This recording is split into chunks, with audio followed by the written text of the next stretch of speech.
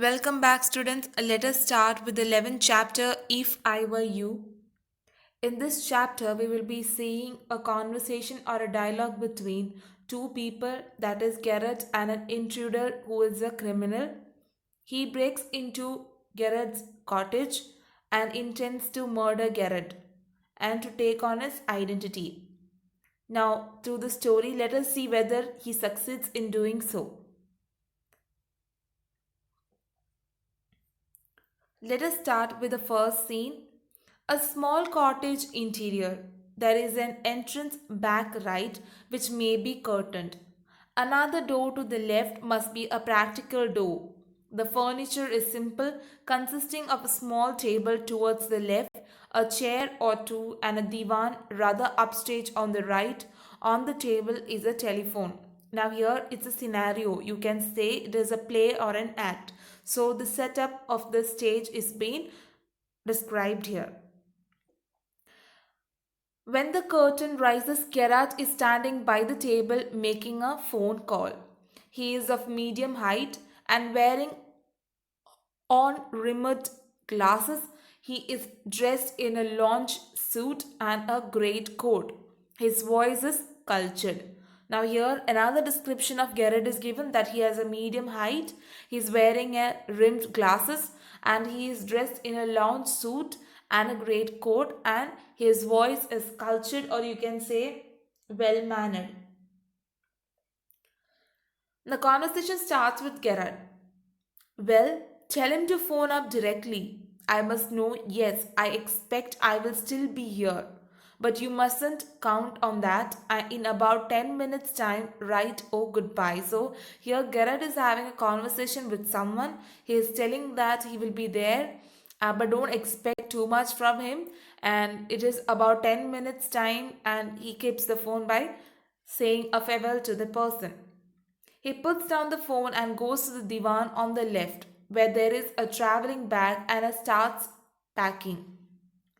Whilst he is thus engaged, another man, similar in build to Gerard, enters from the right silently, revolver in hand.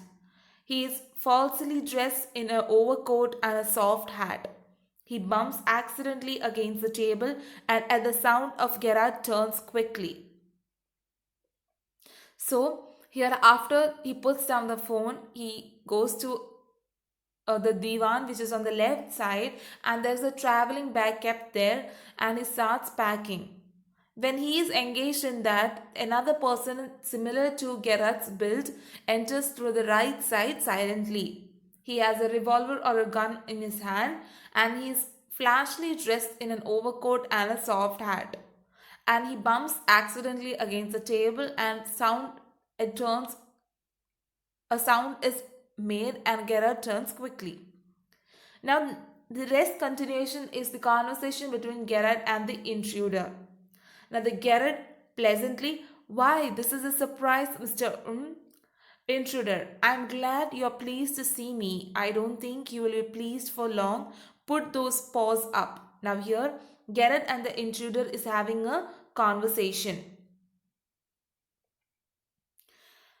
Gerard is surprised to see this person, but he actually doesn't recognize him. And intruder says that he will not long be happy to see him, and he asks him to put his hands up. Gerard, this is all very melodramatic, not very original, perhaps, but intruder trying to be calm and trying to be calm. Gerard, nonchalant is your word, I think. Thanks a lot. You will soon stop being smart. I will make you crawl. I want to know a few things. See. Now, here the intruder tries to make him under control, but Gerard is in his own world. He is trying to become smart in front of the intruder, and intruder warns him that if he's not going to stop being smart, then he will surely make him crawl, and then later on he wants to know some few things. Now let us see what does that few things consist of. Gerard, anything you like, I know all the answers. But before we begin, I should like to change my position. You may be comfortable, but I am not. Intruder, sit down there and no funny business. motions to a chair, and sits himself on the divan by the bag. Now then, we'll have a nice talk about yourself. Gerard, at last a sympathetic audience, I'll tell you the story of my life.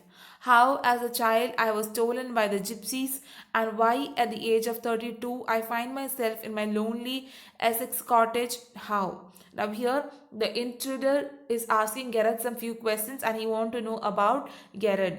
And Gerard himself starts the conversation by giving a story about his childhood when he was stolen by the gypsies or kidnappers, and why at the age of 32 he is still lonely in his cottage. Intruder, keep it to yourself and just answer my questions. You leave here alone. Well, do you? So Gerard is asked by a question by intruder whether he lives in his cottage alone. So Gerard replies, I am sorry.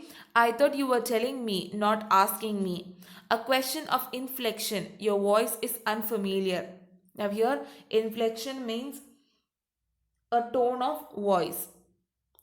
So here he's telling that you're not asking me but you're telling me. Intruder with emphasis. Do you live here alone, Garrett? And if I don't answer, Intruder, you have got enough sense not to want to get hurt. Garrett, I think good sense is shown more in ability to avoid pain than in mere desire to do so. What do you think, Mr. Intruder? Never mind my name, I like yours better, Mr. Garrett. What are your Christian names?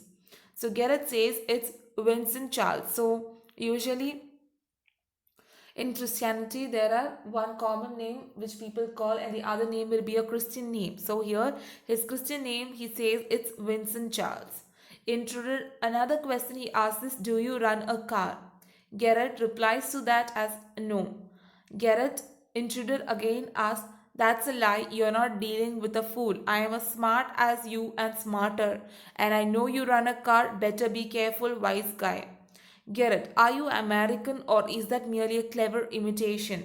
Intruder, listen, this gun's no toy. I can hurt you without killing you and still get my answers. Now, here, again and again, Garrett is trying to be too smart in front of the intruder and he warns him again that if he doesn't answer, he can hurt him. Garrett, of course, if you put it like that, I'll be glad to assist you. I do possess a car and it's in the garage round the corner. Intruder, that's better. Do people often come out here? So another question intruder asks Gerard is whether there are many people visiting him oftenly. Gerard says very rarely, surprisingly few people take the trouble to visit. There's the baker and the greengrocer, of course, and then there's the milkman, quite charming but no one so interesting as yourself. Then intruder, I happen to know that you never see tradespeople. Garrett, you seem to have taken a considerable amount of trouble since you know as so much about me. Won't you say something about yourself? You have been so modest. So, interviewer is continuously talking to Garrett about Garrett himself, and he talks about he made a sketch of how Garrett was, and he had noticed some things which Garrett not doesn't deny, and he says that he has got a lot of information about Garrett, and later on he asked interviewer to talk about himself. I could tell you plenty, you think you're smart, but I am the top of the class round here. I have got brains and I use them. That's how I have got where I have. So here, intruder is telling that he is a person who is smart, and on top of that he got brains and he used them. That's why he is where he is now. Get it? And where preciously have you got? It didn't require a great brain to break into my little cottage. So here Garrett is again teasing the intruder, or you can say pricking him by telling that you don't need brain to enter into someone's cottage. Now, intruder, when you know why I have broken into your little cottage, you will be surprised, and it won't be a pleasant surprise. Garrett, with you figuring so largely in it, that is understandable. By the way, what particular line of crime do you embrace, or aren't you a specialist?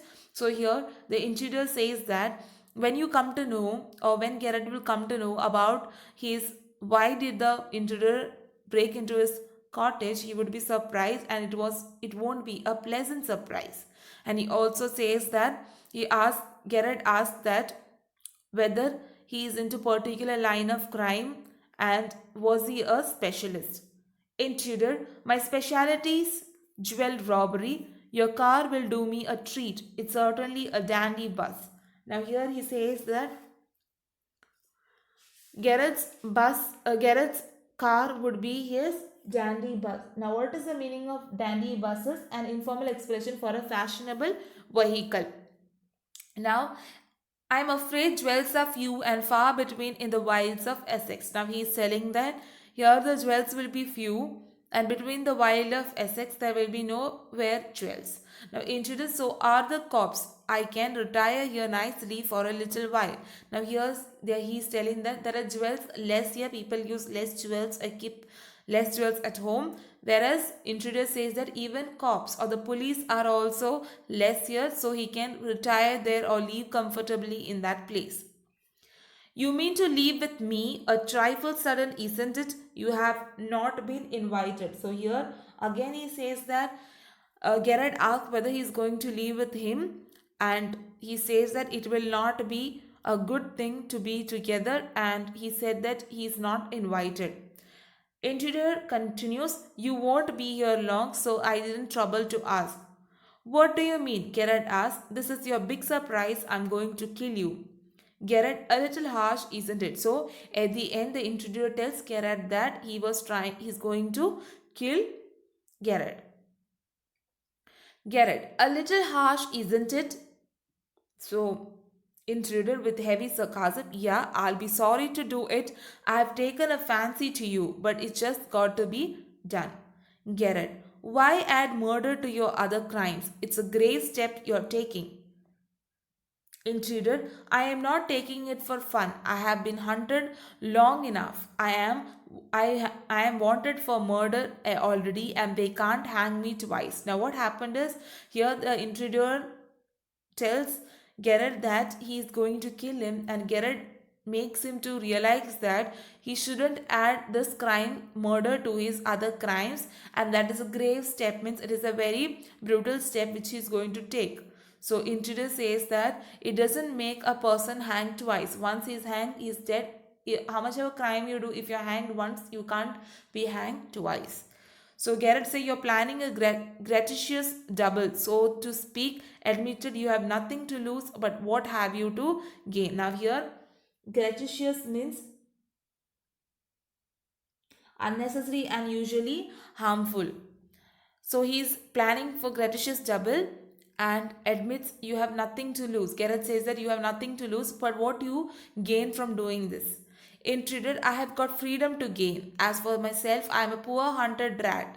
As Vincent Charles Garrett, I am free to go places and do nothing. I can eat well and sleep, and without having to be ready to beat it at the sight of a cop. So he is telling that he is free to do anything as he is a person who has been chased by the cops. And telling as Charles Garrett, he is free to go to places and he can eat and sleep without having to be feared of the cops. Garrett, in most melodramas, the villain is foolish enough to delay his killing long enough to be frustrated. You are much luckier. So here, Garrett is telling that in most melodramas, the villain is foolish enough to delay his killing long enough to be frustrated. You are much luckier. Intruder, I'm okay. I have got a reason for everything. I'm going to be Vincent Charles Gerard C. I've got to know what he talks like. Now I know. The pause stuff comes easy. This is Mr. V.C. Gerard speaking. Pantomime or phoning in imitation cultured voice. And that's not all. He stands up. Get up a minute, Gerard stands. Now take a look at me.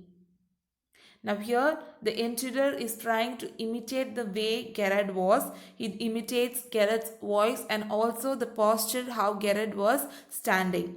And he asks Gerard to stand up.